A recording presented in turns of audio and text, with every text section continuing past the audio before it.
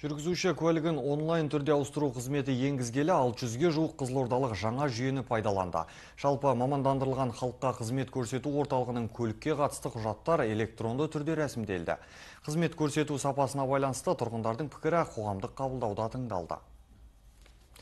Қоғамдық қабылдауды облыс бойынша мемлекеттік қызмет істері департаменті мен азаматтарға арналған үкімет корпорациясының облыстық филиалы өткізді. Мамандар тұрғындарды толғантқан әрбір сауалды мұқият тыңдады.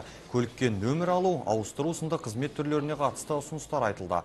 Мамандардың айтуынша электронды қызмет сыбайлас жемқорлық тәуекелдерін азайтудың бірден-бір тетігі. Сондықтан бұл бағыттағы жұмыстар жіті бақыланып, жұмыс әлі де жетілдірілетін болады. Қабылдау барысында келген азаматтардың көпшілігі негізгі осы орталық тарапынан көрсетілетін қызметтерге өздерінің ризашылықтарын білдірді. Екінші мәселе автокөлік маршрут қатынасы. Бұл бойынша бізде енді әуежайға қатынайтын автобустар бар, бірақ ол жеткіліксіз.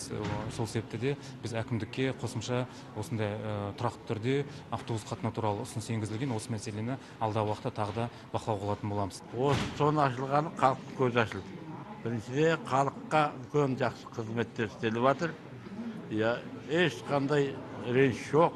Келген адам бір жерден барлық жұмысын бітіріп, налогы бар, штрафы бар, басқасы бар, осы жерден төлеп, машинаны тазартып, бір-біріне алып, сатып, тазалық пайда болды. Сол бір рахмет айтқым келіп жүреді, бүгін соның сәйкес келіп қалды. Мына барлық осы халыққа қызмет орталығына байланысты басшыларына, қызметкерлеріне көп рахмет айтамын.